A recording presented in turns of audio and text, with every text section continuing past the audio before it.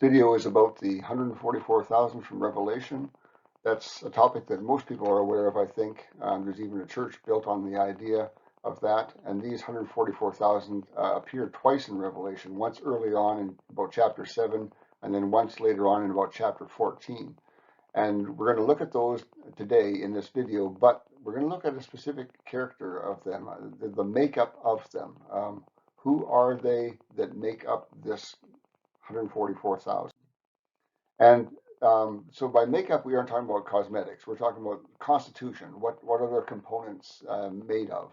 And we all know when we read the Revelation chapter 7 about that, it lists these 12 tribes. And most people, when they read that, they think this is just a list of the tribes of Israel, and then move on and don't really think about it any more than that. But they miss something because they do that. And so what they miss is that this is not an ordinary listing at all. This listing is not found anyplace else in the Bible. And it's strange for a whole bunch of reasons that we're going to go into. And so what we can say, though, is that if God had wanted to say that the 144,000 are made up of 12,000 from each of the tribes, then that's all he would have needed to have said. He could have just said that one sentence instead of 4 verses that actually list 12,000 from this one, 12,000 from this one. And so because he has intentionally broken it down this way and listed each one, we know that there's something here that God wants us to see. He could have made it much more simple, but he's doing it in this complicated way because there's something here for us to see.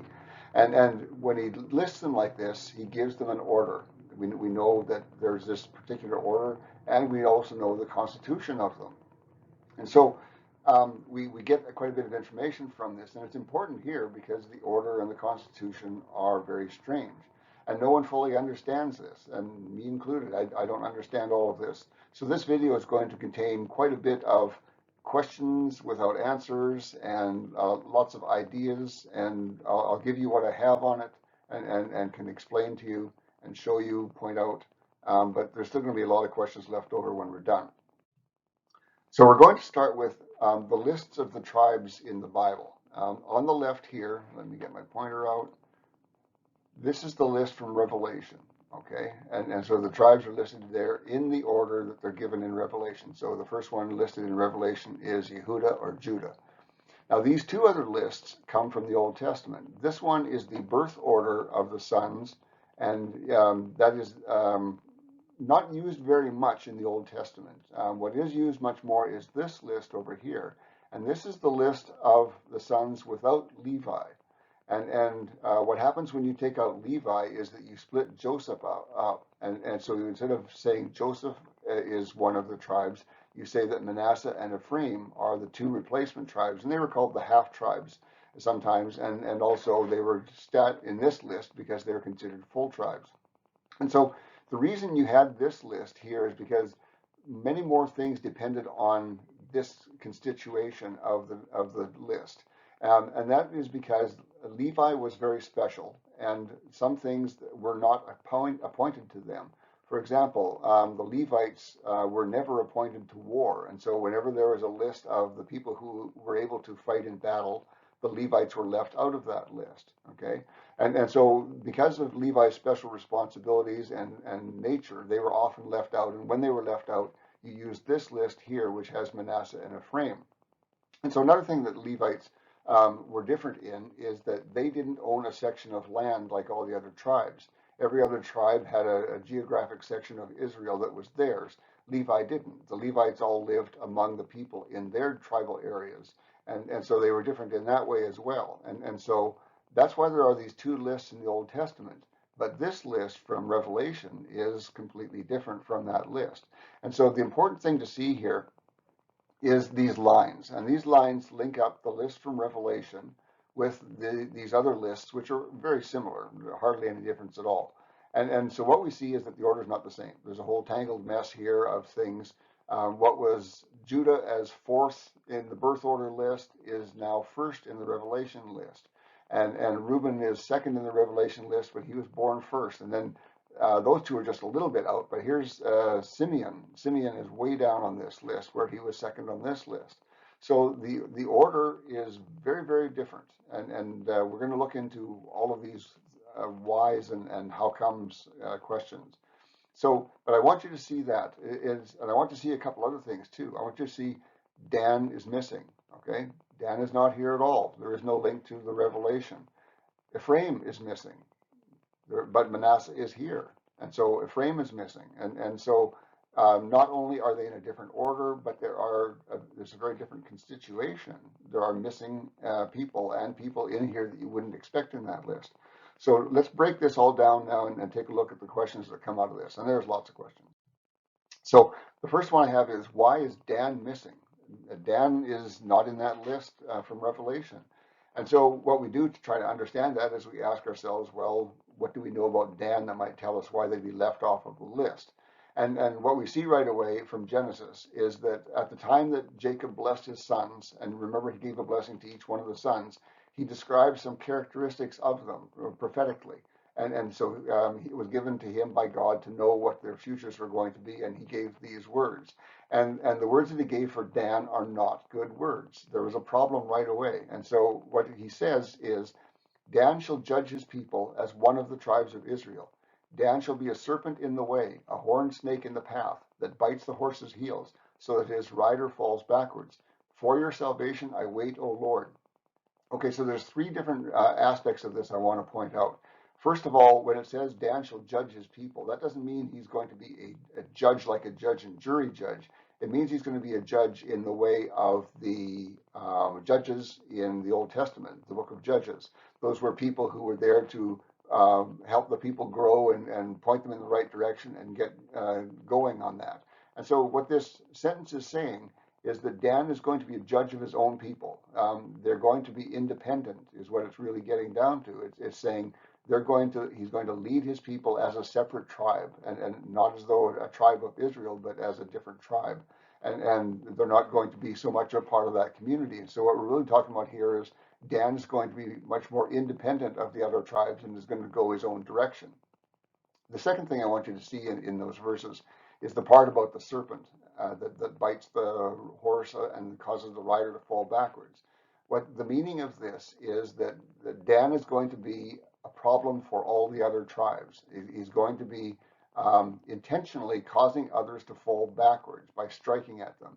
And so he's going to do things, teach them wrong things, going to be a bad example, and he's going to cause others to fall backward. And so this, as I said, is prophetic, and that is in fact what happens, is that we see Dan being a problem and bringing things into the other tribes that shouldn't have been there. And the third thing I want you to see there is, for your salvation I wait, O Lord. So the implication from this seems to be that these people really need salvation. They are going to be a problem tribe from beginning to end, and that's exactly what we're going to see here. So when the Danites first finish the wilderness travels along with all the other Israelites, and they get their section of land that is going to be part of the promised land for them, the first thing that they do is they steal an idol and then they abduct a priest, or that's actually part of the same thing as stealing the idol and abducting the priest. And you can read about that in Judges 17 and 18. And so right from the start, as soon as they get into the promised land, they are into idolatry and they're abducting people and they're also threatening people, and they're a problem. So, and they became known for this. They became known for spreading idolatry to all of the other tribes, and that was a stumbling block and causing people to fall back all the time. And another thing that we know about them is that they became a maritime people, and they did a lot of shipping and boating, and they spent a lot of their time on their ships away from the other tribes. And so they really were independent, just as it had been prophesied about them. And they lived separate lives, they went their own direction, did their own thing. So that would be a good reason why Dan is not on the list, is they were a problem from the start. They were idolaters from early on, and a problem to all of the tribes. They caused the tribes to stumble and fall. So why is Ephraim missing? Is it like that? Well, it turns out that it is. Ephraim also goes into idolatry, but it takes them a little longer. It doesn't really happen for them until Solomon's time, when Solomon dies. At that time, one of the people from Ephraim sets up in Ephraim, the geographic area of Ephraim, a replacement temple and replacement gods for the people to worship. And so he sets up a completely different religious system, but at the same time he claims, oh no, we're serving the same true God as everybody else. Don't mistake this, but it's not true. He set up idols in this new temple for people to worship, and he set up this new temple which wasn't supposed to exist according to God. And along with that, he rejected the Levites as being a part of the priesthood and the servers in the temple, and created his own priesthood. So Ephraim really went a different way that way, and because of all of this, rejection of God is what it really was.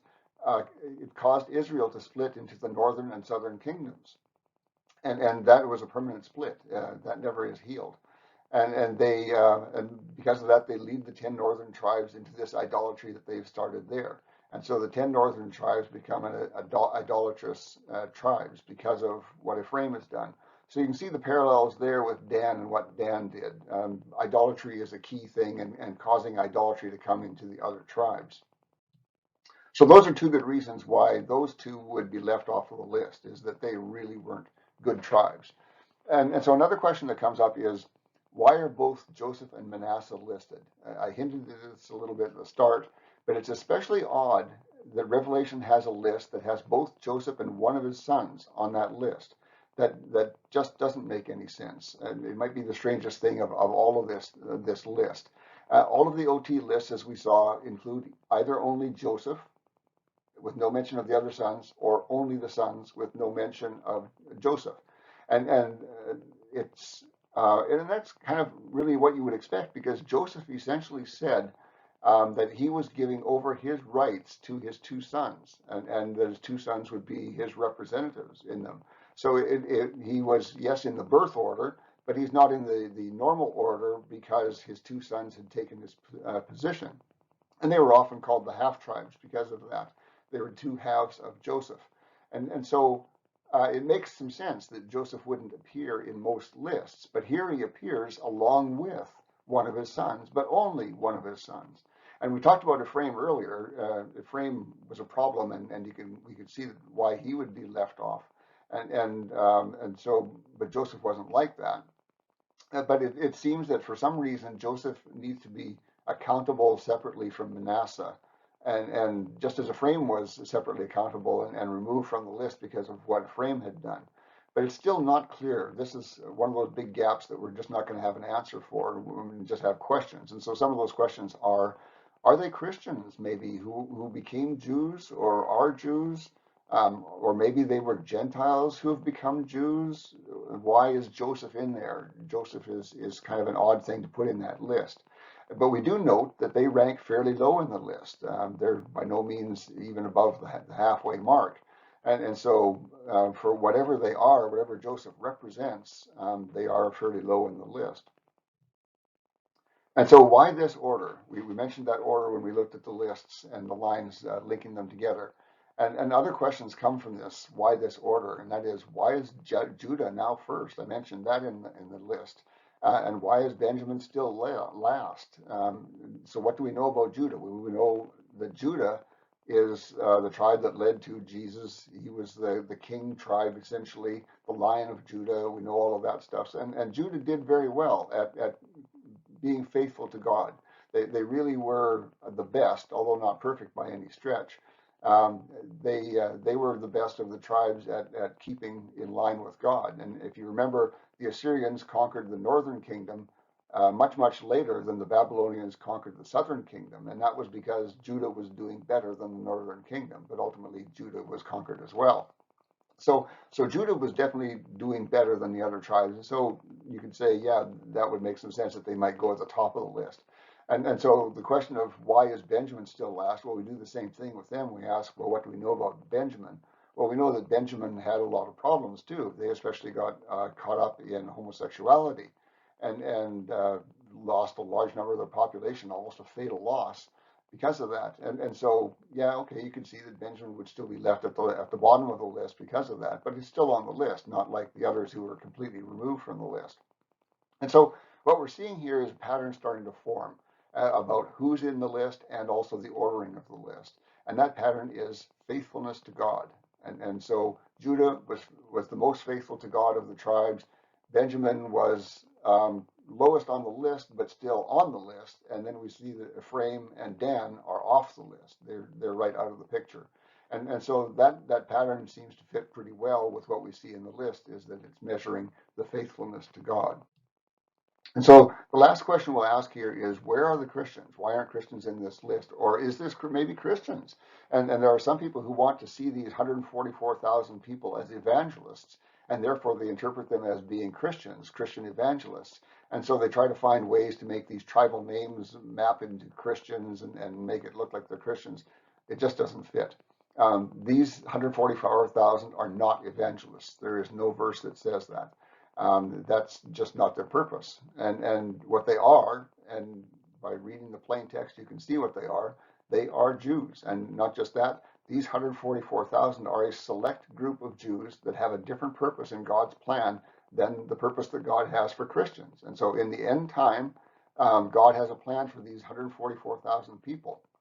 And we see that coming to fulfillment in the chapter 14 of Revelation, and there are other references not to that 144,000 number, but to those people in the Old Testament.